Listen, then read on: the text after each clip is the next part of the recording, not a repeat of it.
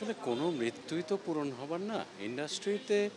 আমাদের যেটা নিয়ম, আমরা কিছুদিন শোক করব, তারপর ভুলে যাব, এই তো হয়। কিন্তু ব্যান্ড মিউজিকের যারা পায়োনিয়ার তাদের মধ্যে অন্যতম একজন তো মনে হয় শাফিন ভাই। অপূরণীয় একটা ক্ষতি হলো। সেটা শাফিন ভাইয়ের ব্যান্ড হয়তো আরও বেশি করে উপলব্ধি করবে।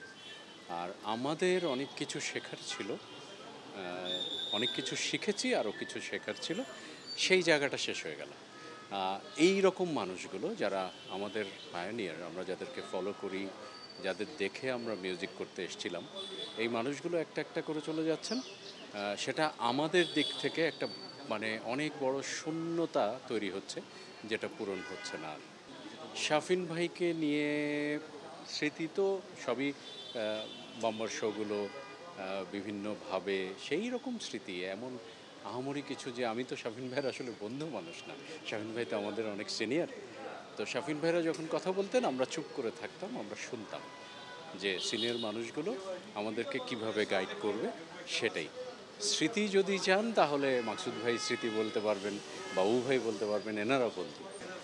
এইটা খুব হঠাৎ করেই খবর পাওয়া। এখানে ইনফ্যাক্ট আসতে আসতে খবর পেলাম যে জুয়েলও মারা গেছে। জুয়েলের একটা জিনিস আমাকে খুব যেটা আমাকে খুব ওর প্রতি মানে শ্রদ্ধাবোধ বাড়িয়ে দেয়, সেটা হচ্ছে যখন আমরা অবস্কিউর মিউজিক করে তখন জুয়েল গান করে না। শেরাটন হোটেলে একটা প্রোগ্রামে জুয়েল এসে আমাকে বলেছিল, টিউ ভাই আমি তো গান করি, আমাকে একটা ব্যান্ডে ঢুকায় দেন না। তো সেই জুয়েল কিন্তু গান গেয়েছে, হিট সব অ্যালবাম দিয়েছে, এবং ফাইনালি ক্যান্সারের কাছে হার স্বীকার করলো। এটাও সেই একই কথা, দুঃখজনক ব্যাপার, কিন্তু আমাদের মেনে নেওয়া ছাড়া তো আর কিছু করার নাই।